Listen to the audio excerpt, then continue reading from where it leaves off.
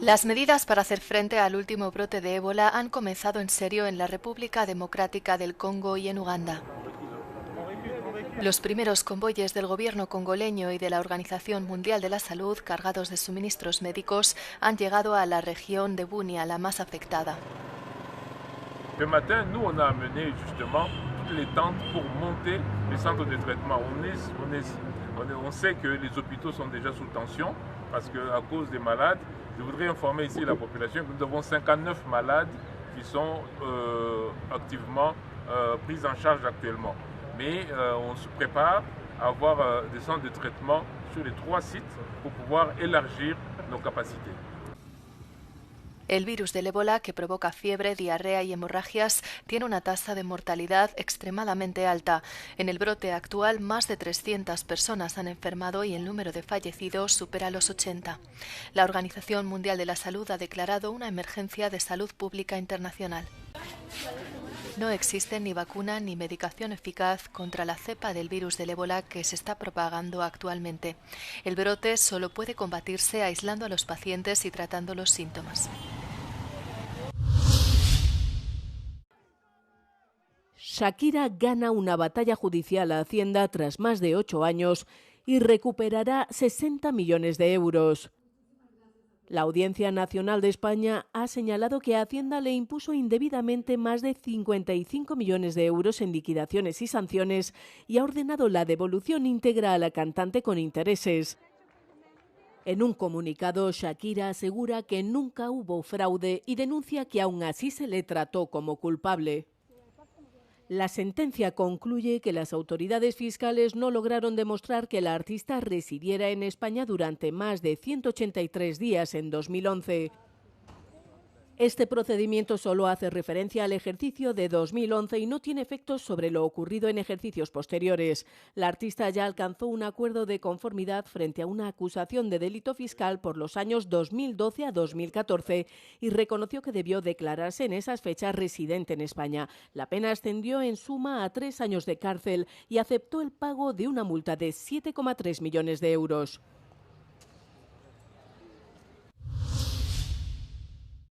El Partido Popular Andaluz de Juanma Moreno Bonilla vuelve a ganar las elecciones con 53 escaños en la región más poblada de España, pero lo hace sin revalidar su actual mayoría absoluta, por lo que deberá alcanzar un probable acuerdo de investidura con Vox. La formación ultraderechista apenas aumenta un 0,4% de los votos y un escaño, de 14 a 15, pero se convierte en decisiva para la gobernabilidad, siguiendo el patrón de las elecciones autonómicas de Extremadura, Castilla y León y Aragón.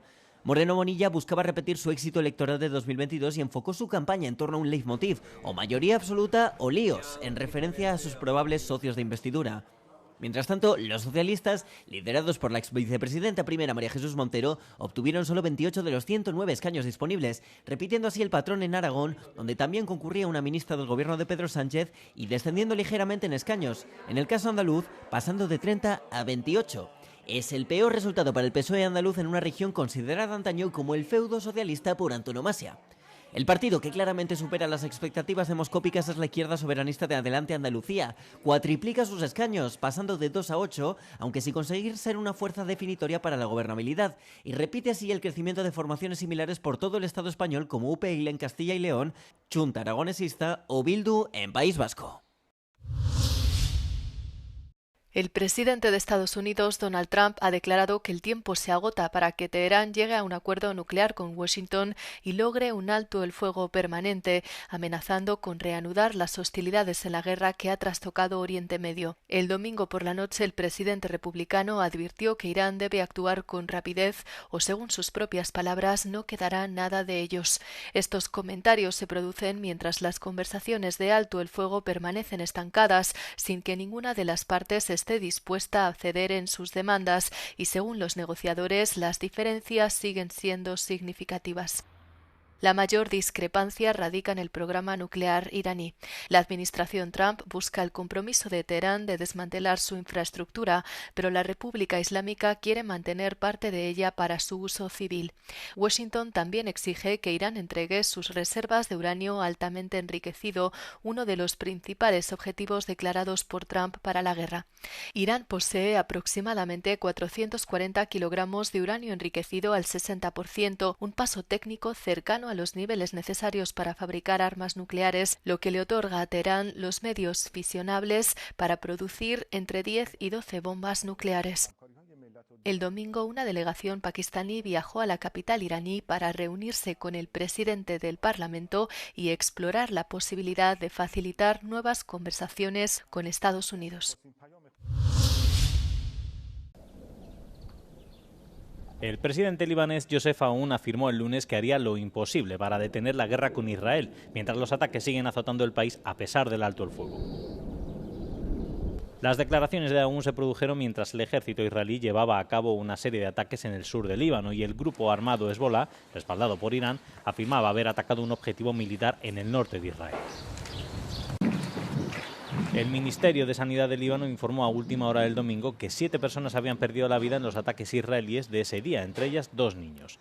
Aunque el 17 de abril se anunció un alto el fuego que se prorrogó por 45 días la semana pasada tras las conversaciones lideradas por Estados Unidos, este no ha logrado detener la violencia entre Israel y Hezbollah, que han seguido lanzando ataques mientras se acusan mutuamente de violar el acuerdo. Israel también ha seguido llevando a cabo demoliciones, emitiendo órdenes de evacuación en la denominada Línea Amarilla, una franja del sur del Líbano que las fuerzas israelíes han invadido y ocupado, aunque las autoridades han informado que Israel no tiene ambiciones territoriales en esa zona. El lunes el Ministerio de Sanidad libanés afirmó que el número de víctimas mortales de los ataques israelíes desde el inicio de la guerra había alcanzado las 3.020, entre las que se contaban 211 menores de 18 años y 116 trabajadores sanitarios.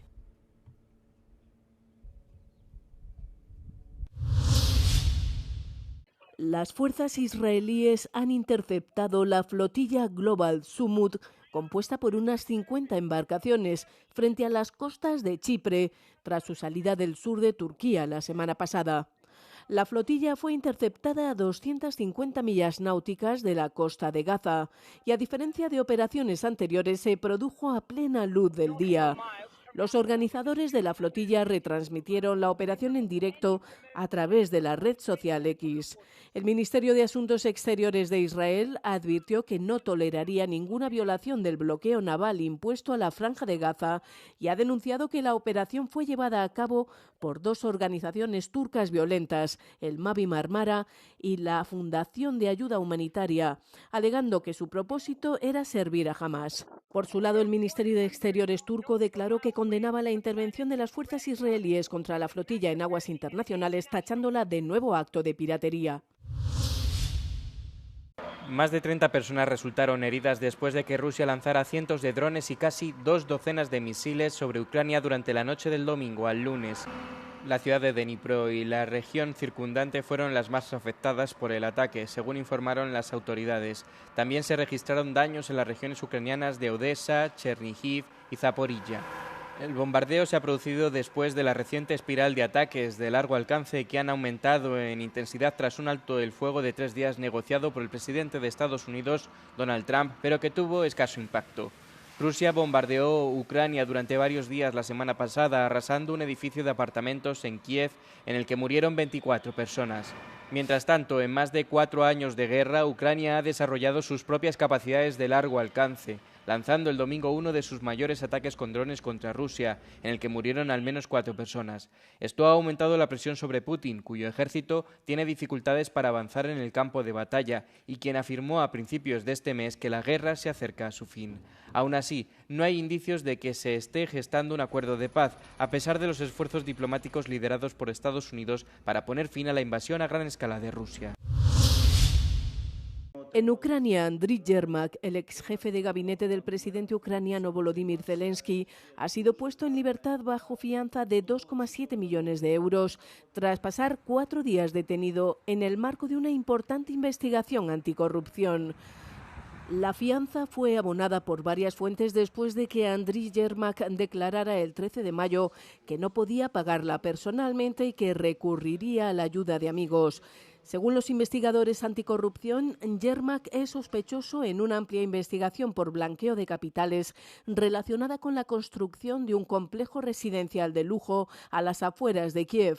Se investiga una trama en la que se blanquearon hasta 9 millones de euros entre 2021 y 2025. De ser declarado culpable, Yermak podría enfrentarse hasta 12 años de cárcel. Yermak y su abogado negaron haber cometido ningún delito y calificaron los cargos de infundados. Prometieron además recurrir la sentencia del tribunal.